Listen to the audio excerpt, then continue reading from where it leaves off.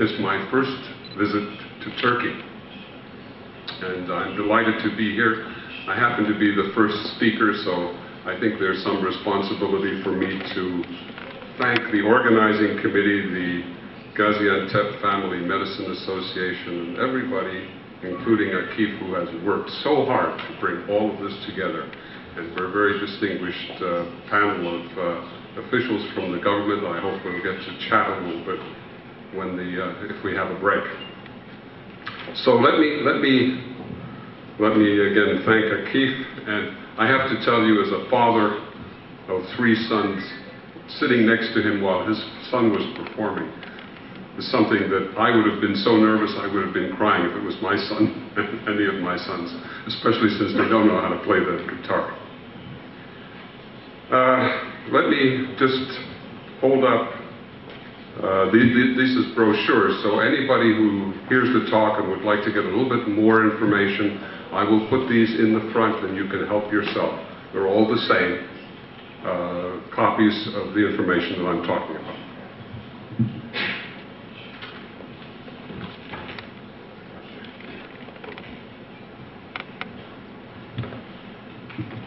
All right. Good morning, ladies and gentlemen. I'm talking to you a bit about bioengineering. Bioengineering, why? If you think of diabetes as a metabolic disease in which glucose metabolism is not working properly, fat metabolism is not working properly, lipid metabolism, fat metabolism, and protein metabolism can be disrupted. And to put it all correctly, you have to administer maybe insulin, maybe some other drugs. The issue becomes, interestingly, it's an information problem. You need measurements. You need measurements to make decisions. You need the ability to administer the medicines, whether it's insulin or tablets that patients take by mouth. It's a control problem, and control is an engineering problem. All of my life I've worked in the medical departments, and I worked on the control of metabolism, the understanding of metabolism and its application to the management of people who have metabolic disorders, predominantly diabetes. So today I'm going to go very quickly through what I hope you'll understand is perhaps a look at the future. What are you in your practices going to do that's going to make a difference? And so I'm going to draw a strong contrast between standard diabetes care and what I call the future. The future is interactive diabetes care. This is an interactive event. When you read the pieces of paper I've left behind to remind you, it's not interactive, that's passive. So let me take you on a little walk through what I consider interactive diabetes care. Oh, somebody has to start the slide. I'm sorry, I'm pushing the wrong button. Interactive diabetes care. And I'm going to go very quickly because you are all experts in diabetes, and so I'm going to talk a little bit about a new profile service. Sorry, I'm pushing the buttons too rapidly. A new profile service and how to turn standard diabetes care into interactive diabetes care. And the concept is along the lines of the laboratory. As physicians and practitioners, you use the laboratory to get your blood profiles. Now I'm talking about a glucose profile, diabetes profile. You use the lab to get information about infection. And the laboratory gives you an analysis, and they also tell you what drugs will work to kill the infection. So the laboratory service I'm proposing is a way of collecting data that the patients measure at home, biochemical data, basically from home glucose monitoring, and then to turn that into something that can make a major difference. Standard diabetes care. I'm going to contrast it with what you already know in the practice of medicine. In our country, the first day usually 7 days before the patient comes in for an office visit. You order lab work, take blood, urine samples and so on, and send them to the lab. You measure A1C, lipids, and other parameters. You know that. Then the day of the encounter, the physician reviews the history of the patient, reviews the results, and in standard diabetes care, reviews the self-monitored blood glucose. And then you adjust treatment. Adjust treatment. Predominantly in our country, and I won't say that this is necessarily what you do here in Turkey, but if the A1C in the United States is over 7, the guidelines simply say add more medicine. Increase what they're taking. If they're maxing at the maximum, add a new medicine. If you look through the guidelines, the word the word remove in the American guidelines, remove a medicine, there is no remove. It's maximum tolerated pharmacotherapy. And of course, if the body weight is high, there's the necessity to intervene in some fashion. Usually that, in the United States, involves referral to a dietitian. Book appointments, return for follow-up, and this is where the follow-up occurs every 120 days, every 3 or 4 months, return for follow-up. This, by the way, is called standard care. 5 to 10 years down the road, you can expect many diabetes complications. You know what this is. This is retinopathy. You know what this is. This is neuropathy. And by the way, this is standard care in the United States. This is standard care. So, what can we do to make the process slightly different, make it more effective? I call this interactive diabetes care. On day 1, and you'll see between the left and the right the similarities between the methods of practice, we have to change the current practice slightly and make it more effective. So, on day -7, a week before the patient comes for follow-up, order lab work, usual lipids, A1C, and now we're saying get a diabetes profile. The diabetes profile involves the patient's measurements they make at home. On the day of the encounter, the physician will review the history, the labs, and the diabetes profile. We bring the diabetes profile into the encounter. It becomes part of the intervention. It becomes interactive. And the question is, what can this do? It's not a big change. It's a very small change. But what can it do? Well, the physician will look at the results and want to see the targets. When you get a lab report on biochemistry, you have all of the values, the standard ranges, and you have the out-of-range values. That's how you practice medicine. You decide what variables need attention. So you apply targets. In diabetes, there are targets. They're different in pregnancy than they are in pediatric or adult diabetes. Explore options. If they're out of range, what are you going to do? How are you going to practice the best medicine? Well, you're going to adjust the treatment based on the targets, and you're going to book follow-up exams. So far, it's really quite similar. But you're going to book follow-up every 120 days or every 7 days. Why would you do a follow-up 7 days? I'll explain that. Anyhow, the patient will then return for labs at 120 days. And the process will repeat. That is the practice of medicine as we do it in the United States, and it is the basis of interactive diabetes care. The goal is many years down the road, many years, is to expect no diabetes complications. We have to do that. You have to do that. This really cannot be accepted, and if you have no complications, then you can expect a retinal image to look like that at age 95, and feet to look like that. By the way, this is what we call interactive diabetes care. Interactive diabetes care I'm going to focus on, and I'm going to give you an example of what happens when you do that. The focus in standard diabetes care is on the A1C. The focus in interactive diabetes care is on the diabetes profile. Okay.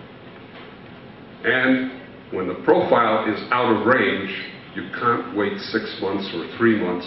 You've got to intervene more quickly, and it turns out that weekly interventions for a week, 2, 3, 4, 5 weeks are necessary until there are no variables that are out of target range and the patient has perfect diabetes control.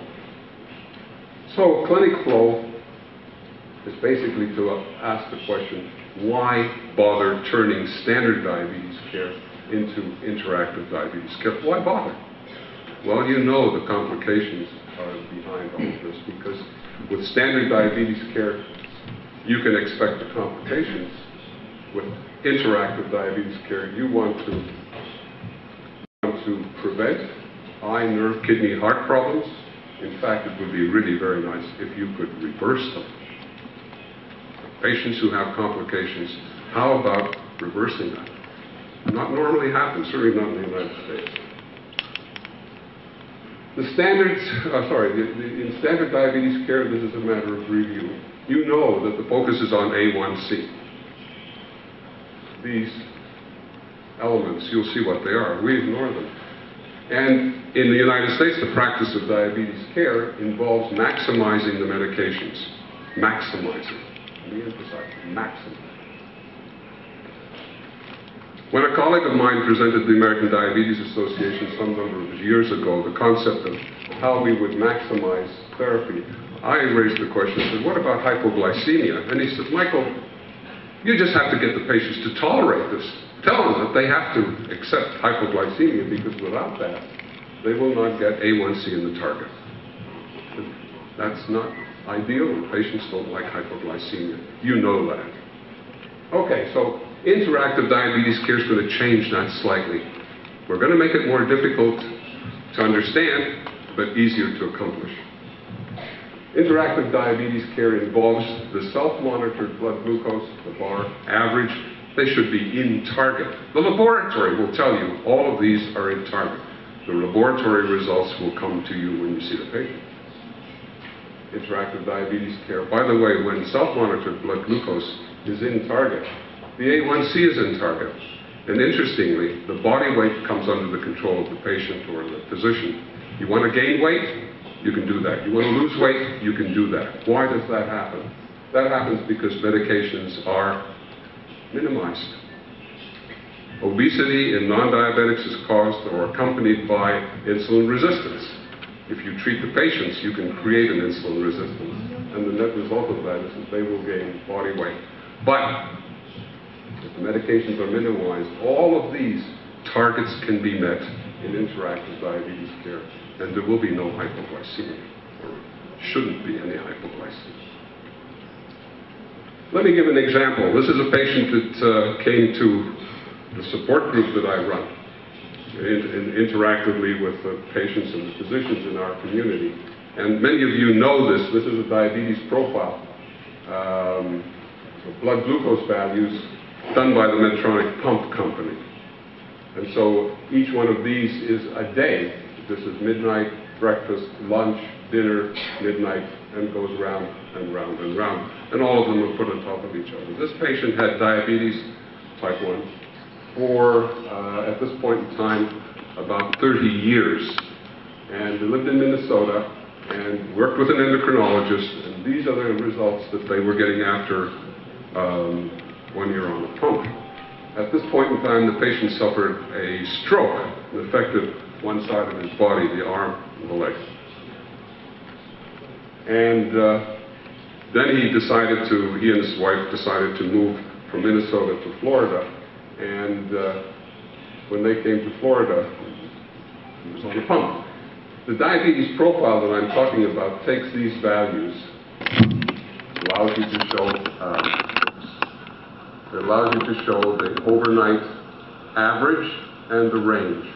Before breakfast, after breakfast, before lunch, after lunch, before dinner, after dinner, and so on. And then the laboratory puts the targets on. And this is the same profile. These are the target ranges. So you can see this one is low, it's high overnight, it's high before lunch, it's perfect at dinner time. And this is before dinner, after dinner, so on. And this where we live, and brings standard diabetes care, includes the pump, by the way. comes to the villages, and after 1 year, with a new endocrinologist, standard care, this is the profile, the maximum improvement. Interestingly, this occurred with weekly clinic visits. Is this an impossible patient? Most people would say this is a brittle diabetic, this is a labile diabetic, they can't be controlled. He's been on the pump for 10 years, this is the best we can do. He's had a stroke, and at this point in time, he saw an ophthalmologist, and the ophthalmologist did a retinal image and said, I want you to come back in 3 months because we need to start treating your eyes. He said, why are you waiting, doctor? And the doctor said, so you can get your blood glucose under control, and maybe we won't have to do this. He said, what do you think I've been doing for the last 2 years with this pump?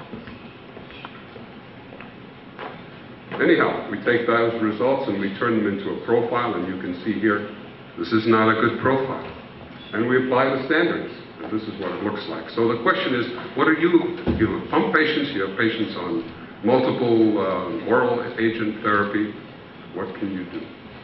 Well, with this technology, you can turn standard care into interactive diabetes care. And what happens? This is the profile you saw before. This could be a pump patient, this could be a person on multiple daily injections, it could be a person who is on strictly oral hypoglycemic agents. In 8 weeks, we turn that profile in that patient with weekly interventions, weekly interactions, into something that looks like that. This is standard care, this is interactive care. This is a very difficult patient. It doesn't take 8 weeks to achieve results like this in patients who are managed with tablets. And of course now we do this, and it's done interactively, it's done at the support group level, it's done in the physician's office, when the patient is being seen for their diabetes management. Okay, so the process behind it is to get a diabetes profile service. The diabetes profile service is simply a lab that collects the data. We built it into the internet, we put it on the cloud so that it's accessible to everybody anywhere. Patients here, in fact, could access the same virtual labs, and we call it a virtual lab. Why? It's virtualized. This is the new technology, folks. This is what engineering, what technology and information technology makes available to everybody. So it's now available, and it's available in the cloud. So anybody who happens to be interested in this and would like to try this, talk to me. You have the information, and we'll get you started. We'll let you try this in your environment. What does it involve from the patient? It involves the patient using a piece of paper. This is a piece of paper. They put their glucose measurements on the air. Do they measure it 10 times a day, 4 times a day? No. For interactive diabetes care, they need to measure twice a day. But they have to measure pre-meal and post-meal and get enough information over a period of a week. About 16 glucose readings is the minimum. And that profile, that sheet of paper gets turned into data entry into the cloud, and a follow-up clinic visit. This profile looks like this to start with. This is where you're starting.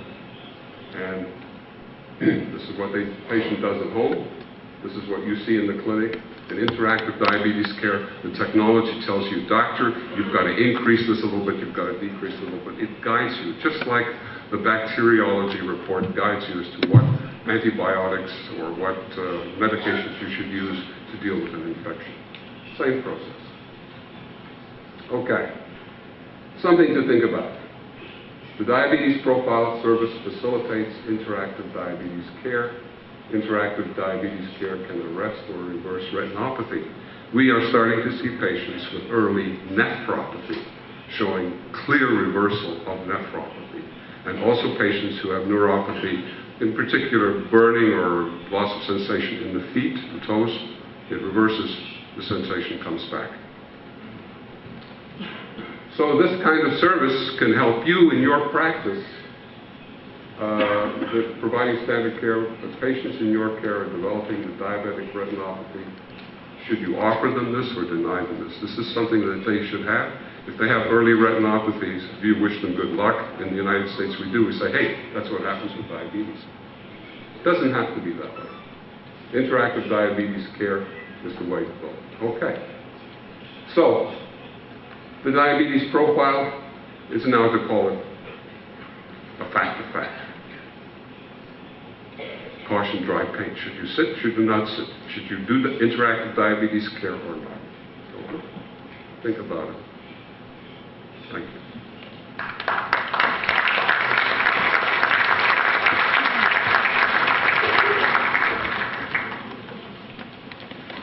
So, thank you, Mike. Are there any questions?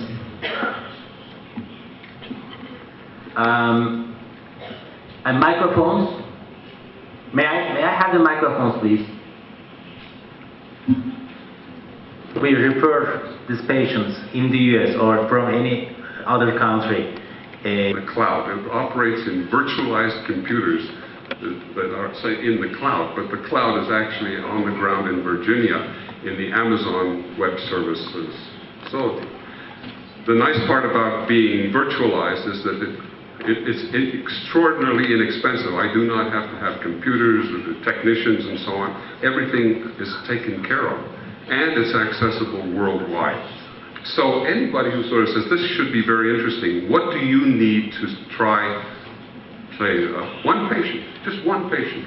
You need the sheet of paper, and that sheet of paper is, I will provide you with a sheet of paper in a little folder that we have. And you just say to the patient, when you go home, I want you to measure your blood glucose before the meals, after the meals, twice before breakfast in the coming week. Not the same day, not the same day. Measure on Monday, measure on Wednesday. Measure on days that are typical. Measure after the meals, because we need to get the profile. And then when we take those numbers in the clinic, in your clinic, take those numbers and you put them into the computer, into the cloud, what comes back is the profile. And that profile shows you the status. You also have, I didn't show you this because we don't have time, but there are a series of little buttons that say, what would happen to this patient if I increased the short-acting medicine at breakfast? Think about it. This is breakfast, after breakfast, this is going to come down. Interestingly, the whole profile starts to come down. And so with this tool, you, as the health specialist, can say, you know what? I need to give them a little bit more of whatever the short-acting medicine is before breakfast, and maybe a little bit before dinner. Maybe I have to decrease the longer-acting medicine. And it shows you exactly what's happening. Now you know. It's like the bacteriology lab says, use this antibiotic. It'll work. You get the same results. And that allows you over a period of a few weeks to get them into perfect diabetes control. And once they're there, remember I told you the not over-medicated, the balance is correctly achieved, and at the end of the day, it continues and continues. The pump patient that I showed you with that perfect profile has had the same profile now for 18 months. And it repeats and repeats. And he takes about, I forget exactly what it is, maybe 30 or 40% less insulin than he did when he was managed by the endocrinologist. That's the difference, by the way, from there to there. In your hands. If you want to try it, talk to me. We'll help you. Give it a try. So just to make it clear, who analyzes the data? The physician or the biomedical engineer? Or both, as a team? No, the biomedical engineer designed the system. The system presents the data, and the physician explores the options. You don't see the buttons that you push here, but it's a little bit like a video game. So what do I have to do? The system guides the physician. What do I have to do to turn this profile? I'll bring it forward to that. What do I have to do? In our country, the physicians can't guess, and many times guess, and the prescription is not perfect. It's close, but not perfect. Sometimes it's way out. Because what the patient needs is different from what the symptoms indicate. Anyhow, And Thank you. anybody who's interested, come and talk to me afterwards. We'll show you examples. So while Mike is here and we are talking about bioengineering, there are supposed to be some biologists in this salon. Am I wrong? Because I checked the registrations, I think from Prof University and others, there are supposed to be some biologists here. May I see them if they raise their hands or they couldn't make it happen? Okay. Anyway, Mike, you spent considerable time on insulin pump delivery systems. How many years ago was it? Could you please tell us? Turkey. I have been Maraş, and I have been diabetic for 22 years. My sugar blood is balanced, but this is the perfect level, and this is the most wanted, requested balance, I think. I want to ask that if this is used only for the diabetes using the pump or the medicine, insulin, or and the second question is that we have never seen such treatment in Turkey. Is it so hard? You meet some doctors here in Turkey. Is it so hard? Or some, do we need some regulations? Thank you. Twice a day, metformin once a day, Janumet at bedtime, anything. Why? Just collect the information, apply the targets, and look at the results.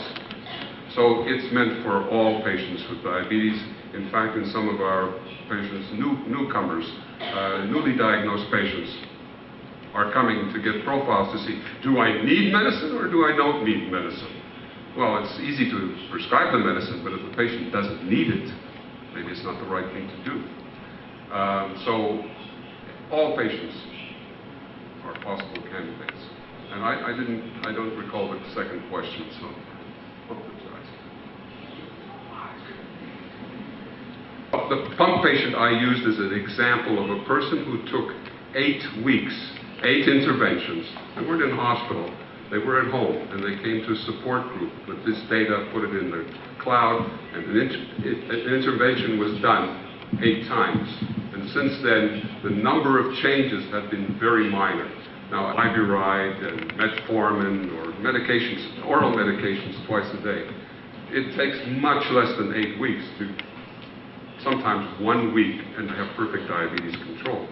By the way, there's a tendency with this technology to reduce the medicine. I published a paper in endocrine practice about 3 years ago. The first 10 patients that came to a support group, we were able to show that when they followed this and their physicians monitored, yes, this is fine, and so on, the reduction in medicine was between 30% to 100%. 100% reduction in medicine was no medicine. Why was that patient on medicine? Well, they didn't need it. Why were they on this much when they needed that? And the answer is, of course, it's not incompetence. People's requirements change. And so there's a need to track. But the time of acute intervention between 1 and 8 weeks for a very difficult labile pump patient who's had problems, retinopathy, and a stroke. It took 8 weeks. That patient has a very different attitude to life because they thought they were dying. They've seen the reversal of eye disease. The stroke hasn't reversed. That's too far. But early nephropathy, we are seeing reversals. I would like to participate in programs with you, your patients, see if you see these kinds of reversals, because if you do, you will be able to publish and present these results all over the world. Reversal of complications in diabetes did not occur.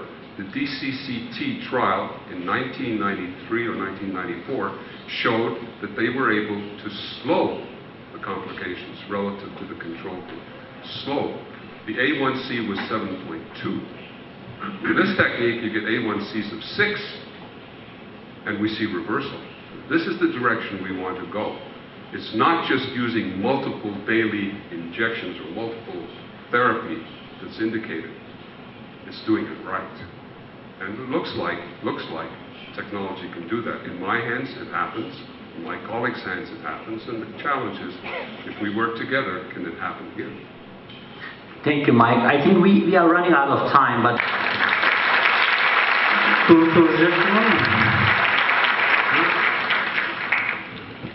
Okay, last question, please. Last question. Yalnız ben Türkçe konuşacağım, İngilizce bilmiyorum. Okay, go ahead.